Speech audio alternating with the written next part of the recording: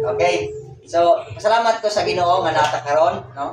So, welcome ang tanan sa tuang fellowship karon. Welcome ang tanan sa pagpaminaw sa pulong sa Ginoo.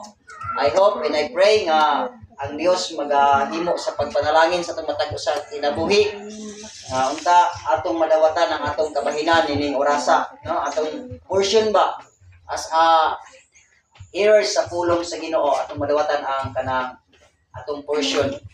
Kay usa ka dako kayo nga kuan sa atong kinabuhi. Kabahin sa atong kinabuhi ang pulong sa Ginoo. Nga ang pulong sa Ginoo nga dili ta mabuhi sa tinapay lamang. Kung dili sa matag pulong usab nga magulang gikan sa baba sa Dios. Importante ang pulong sa Ginoo, it is because mao ni siya nga atong gitawag og spiritual food. Amen. Importante na mga tao karon nga murag wala lang, neutral lang kayo sa about sa pulong sa Ginoo. Na yung mga tao pag karon nga kung makadungog sa pulong sa Ginoo, grabe ka, kuan masukanon kayo, murag maglagot sila makadungog sa pulong sa Ginoo. Okay. Pero kanato karon mga igsoon na ako nagtuo nga natay kasing-kasing kanang maninawaton sa pulong sa Ginoo. Amen. Ingna imong katapan di pag maninawaton sa pulong sa Ginoo. Ay isa likway, nga naman ang pulong sa Ginoo matud pa sa Timothy chapter 3 verse 2 Timothy chapter 3 verse 16. Ang tibuok kasulatan gisulat uban sa lamdag sa Dios ug mapuslanon kini sa pagbadlong, pagtudlo ug pagsaway aron ang tanan nga nag-alagad sa Ginoo masangkap sa tanang maayong buhat. Amen. So kita karon is nangalagad man ta sa Ginoo. Amen. Dili man si Satan atong gialagaran kundi ang Dios nga mao itag-iyas tong kinabuhi. Ang Dios nga mao nagpiyal sa tong kinabuhi una nga gipaabot ang pulong sa Ginoo as kanang pagbadlong ba. Badlongon ta aron na itulid ang atong kuan.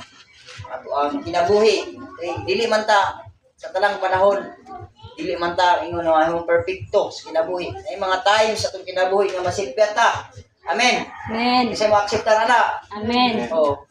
Kay dali masilpyat man ta ang atong mga desisyon sa kinabuhi. Mapakyas man, kinsa may mabadlong na to, nga kung mabadlongon ta sa ato ang katapan, masuko man ta, tungkol sa atong pride. No? Oh. Tudong-badlong po ka, mura pabiya kang limpyo, ano. So, ang Bible, itawag siya huli, kay perfect mo ni siya. No? Balaan. Okay, so, ang Bible ra na ay katungod, ang pulong ra sa Ginoo na ay katungod, nga mo, badlong na to. O judge na to. Amen? Pero, gamiton ang mga baba sa itong mga kauban. Oh? Okay? Ang pulong sindi, mani makasulti. Kung walay mo sulti. Okay? Praise God. Magito ingon ang Romans chapter 10. No, kinsa may dili sila mutuo kung walay mo sulti niini. So, dili ta mabadlong kung walay mo sulti pud sa pulong sa Ginoo. Unang gamiton gyud ang atong mga katapan usahay si pastor nga mobadlong aron ta makorek. Kaya ginamit ang Word of God. Ginamit ang pulong nga balaan nga mao ang Bible. So, muna siya. So, dining orasa, ako mong i-encourage nga atong ablihan ang atong matag usab kasing-kasing ug una-una.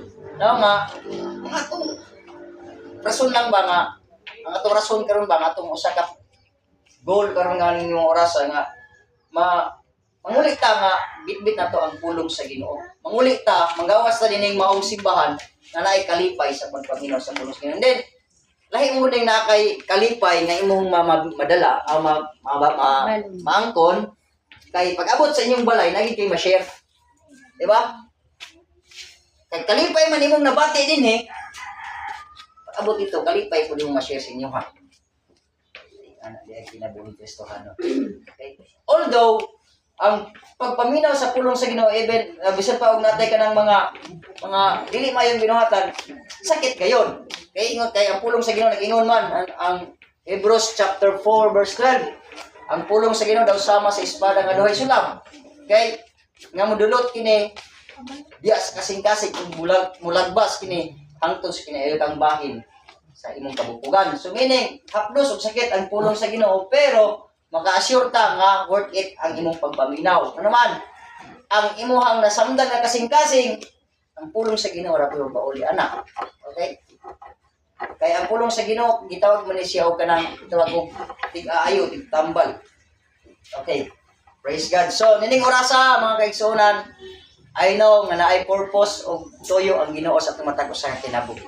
Amen. Ingon mo katapan, naay purpose ang Ginoo sa imong kinabuhi. Naay tuyo ang Ginoo sa imong kinabuhi.